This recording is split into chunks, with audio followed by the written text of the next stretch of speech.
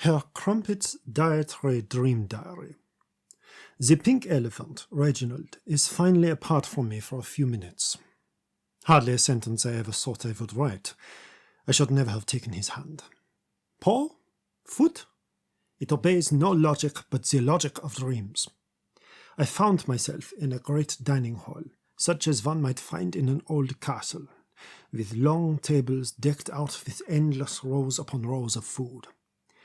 The mere name food does it a disservice. I have witnessed upon those platters such culinary achievements as would break a lesser orc with envy and despair. Yet barely did we have the chance to taste such treats when the elephant whisked me away. "But a taste, old bean," he taunted me. "After all, we don't want to get caught." It soon becomes apparent that this food is not Reginald's, but someone else's. It seems we are but thieves happening upon a banquet not meant for us, and helping ourselves to the provender. Reginald seems only to enjoy the extra spice that larceny adds to the food. After the first time I caught sight of the diners, my willingness to rob them changed. They are enormous, the size of the giants of legend. Huge figures of black smoke and fine silver, seeming to dance a grand and timeless waltz in an equally gargantuan ballroom coming off the main banqueting hall.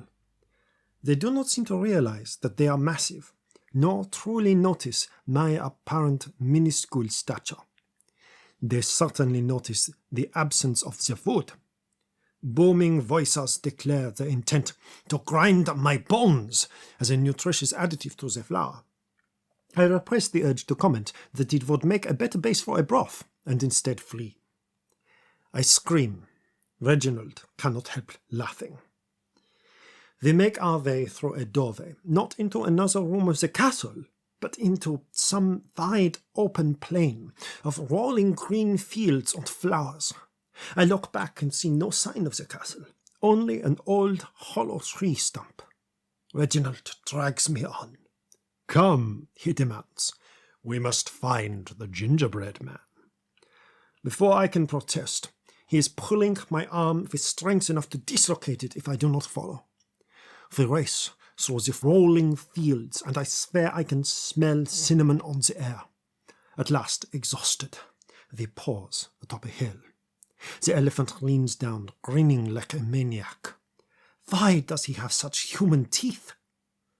"My friends tell me you're quite the connoisseur," he booms. "We must make a dish together, but you will need to be quick on your feet to get the ingredients, faster than anyone else." I am not a fast orc.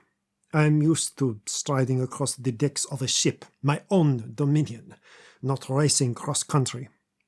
I don't have the legs for it, or the gut, or the inclination towards exercise. Why, I pant, you doing this? "Because you're my friend, old chap," Reginald laughs. "I see a spark in you, something worth stealing.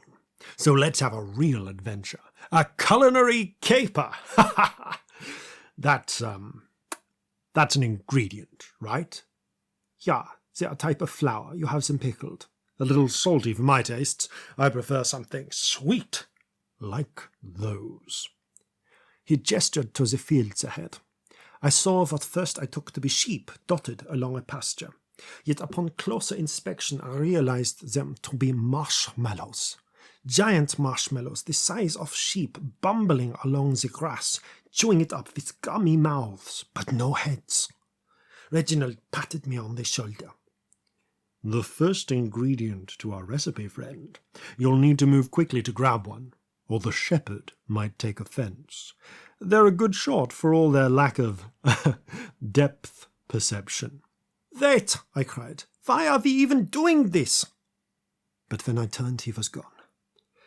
Here I have sat, contemplated and written. There is no sign of the elephant, nor of any way out. It seems if I am to survive this place, I have no choice but to carry out his bizarre heist. Wish me luck, diary. I will write more if I survive. I have survived, though barely. I crept down to the marshmallow fold and stole upon one of the creatures. I managed to wrap my arms around one, but I did not expect it to struggle so. It wriggled and writhed like a real beast, punching and kicking me with its soft, fluffy corners. I struggled to quiet it, but its inevitable bleating awoke the shepherd. Rising out of the hill, no, rising from the hill, made of the hill itself, was a great green giant with a single eye, burning with terrible light. It seemed to be formed of earth and grass. It stared down upon me and declared, "Who are you that steals my flock?" I panicked and called out, "Nobody?" "Then nobody shall die this day." I screamed and ran as the one-eyed giant began ripping chunks of the earth and hurling them at me.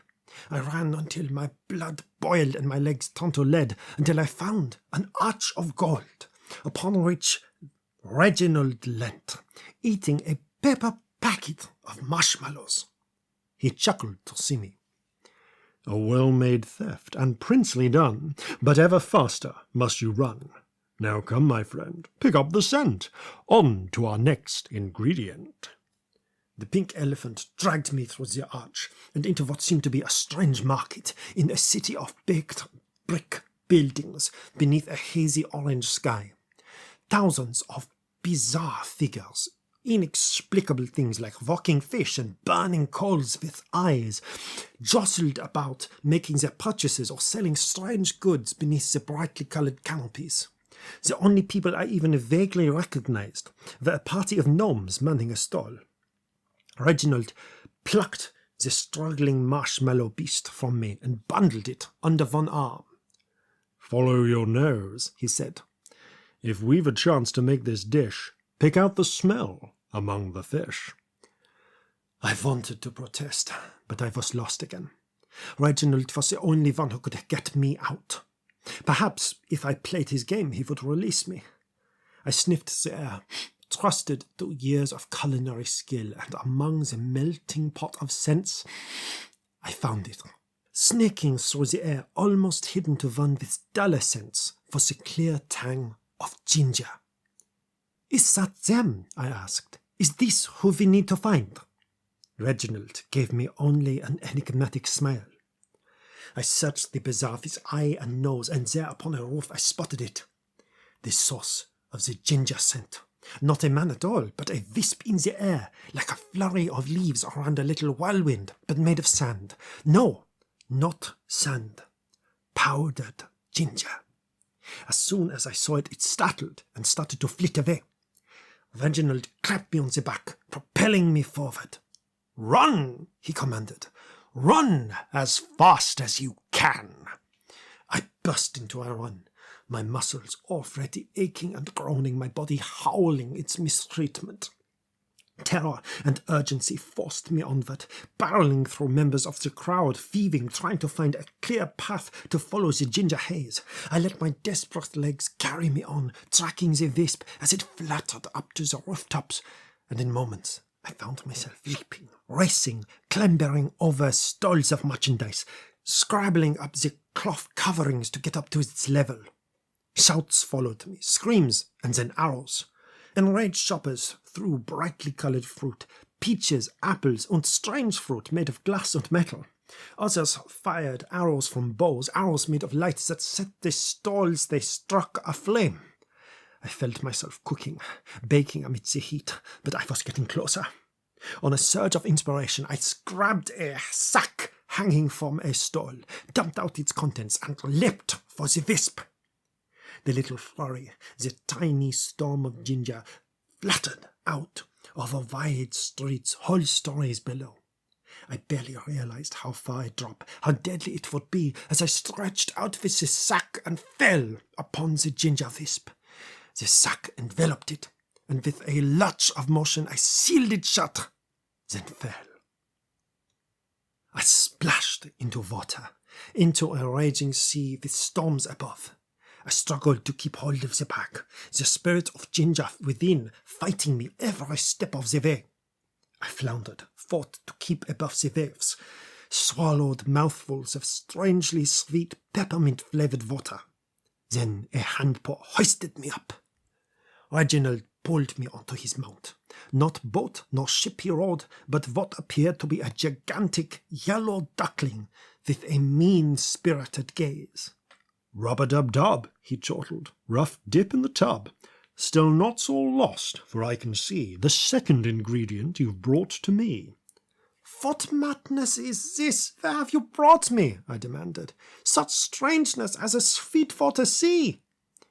"Why, just what it is, and all that it seems, for such is the way in the land of dreams. Though fear not, friend, you're almost done. Just bake the dish, and what's due shall come." We carried along that sugary sea until the angry duckling deposited us upon a beach of smooth stones, millions upon millions of boiled sweetmeats.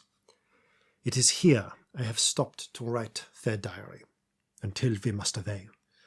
I shall write again once we next stop, to tell you of the day. We approach the end now, here at last. I will write to you of what came to pass. Upon the isle of saccharine stone the pair of us did stride. We made our way to the summit, far above the crashing tide. There, within a crack, was a blazing golden fire, a mighty hidden oven stoked with dreams' imagined ire. "There lies the kiln," said Reginald. "Our dish must now be baked. We have 2 parts, we lack a third. Its absence quite the ache." "Then tell me, friend," I did implore, "and so you'll have your fun. Where can this last part yet be found? For then I swear we are done." "Yon valley," said the elephant, and pointed to a crack. "Within a nest you'll find the dough that we do surely lack." With that I left the ginger bag and burst into a run. I found my legs not tiring now, nor burning like the sun. Instead my stride did lengthen, as a purpose filled my soul, and so it was I came upon the last ingredients whole. Within the crack there was a nest, ill-flanked by monsters rare, a pastry dragon, philo wolf, and one fell short-crust bear, an elephant made of ganache, with 4 arms raised to snatch, a bird of stale marshmallow, with a beak outstretched to catch. Amid this baked menagerie there sat my sought-for prize, a bowl of soft, fresh dough, passing strange to any eyes. It quivered, wobbled, seemed alive. How strange it made me feel. In this vague world of dreams it seemed to me the thing most real. I burst into the canyon, and the beasts at once did start. Rousing from their slumber, each one did play their part. The philo wolf snapped at my heels, the short-crust's bear's teeth seemed quite real. The elephant's trunk gave a call as ursine claws they tried to maul. I ducked and dodged with new-found speed, with grace more oft found in a steed. My gait did not befit my frame, but still it saved me all the same. The mallow bird swept for my head, but missed and struck the wolf of bread, which left only the pastry worm, whose baking breath my stomach turned. Just it and me between the dough, and time itself did seem to slow. As it drew breath to roast my meat, I tumbled in between its feet. With frightful hands I grasped the bowl, and ran away with what I stole. Yet victory was not so fresh, for they were baked, and I was flesh. The dragon's breath did grill my back, as I fled its fatal attack. Bloodied, burnt, and broken, I returned to Reginald, my flesh a smoking ruin from the dragon's parting scald. "It seems," I croaked, "our heist is done, for all I have the prize. So you must find another who will make this pastry rise." "Fear not, old chap," said Reginald. "'Twas all part of the plan. You see, my friend, 'twas all the path to the gingerbread man." "Is your head baked?" I did exclaim. "You fool, I'm dead and gone." Whatever mad plan you did have, 'tis surely all gone wrong. Oh no, said he, you cannot die. You're no longer that churl. You ate our food, you drank our drink. You're now part of our world. The mortal frame that brought you here was a means to an end. Now blend the ginger, sweet and dough, and rise again, my friend. I will not share the recipe that did my form transmute, yet I was quite remade in a manner most acute. I am slender, faster, neatly iced, with golden-browned complexion. I'm just a faster master chef with an unmatched direction. Herr Krumpet's gone, and few would mourn the loss of that poor man. I'm better off this way, my friend, with speech that always scans. So run and tell, fast as you can, my tale with childish glee. I am the man of gingerbread, and you can't outrun me.